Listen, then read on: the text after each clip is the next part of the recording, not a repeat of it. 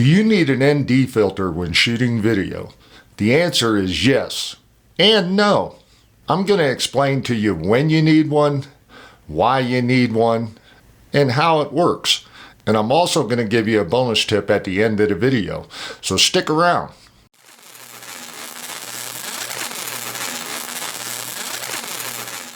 Welcome to Camera Corner. In this video, I'm going to explain to you why and when you need an ND filter.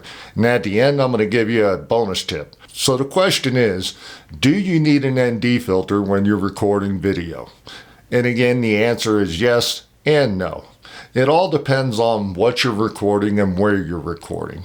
If you're recording indoors and you're doing a talking head video like I am today, then no, you don't need an ND filter. But if you're recording outdoors in bright sunlight or in bright light, then yes, you definitely need an ND filter when recording video. An ND filter acts like sunglasses for your camera lens. It puts a dark film in front of your camera lens and it doesn't allow as much light to come through the lens. Now, why is this important? It's important because when you're recording video, especially if you're doing it outdoors and you're moving your camera around or you're getting footage of action, you need to have the correct shutter speed set on your camera in relation to the speed that you're recording in.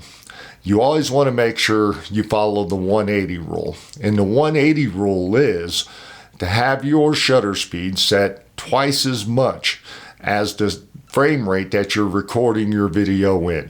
So for example, if you're recording in 30 frames per second, you want to make sure your shutter speed is set to 60.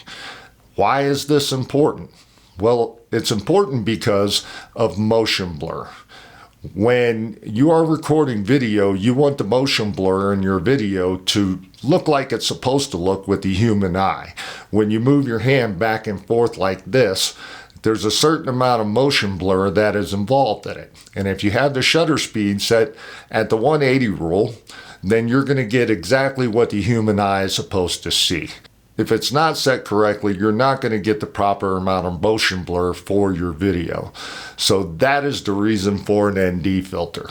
Now, an ND filter comes in many different strengths. The higher the number, the darker the sunglasses are actually going to be on your camera lens. If you have the proper amount of shading in your ND filter, then you're going to be able to set your shutter speed twice your frame rate, no matter how much sunlight is out there. And this is what makes good video. Now, the bonus tip that I'm giving you here at the end is they make things called variable ND filters. That's what I have here. ND filters range anywhere from between $30 and a couple $100 depending on what quality you want to get and who you buy it from and what the manufacturer is.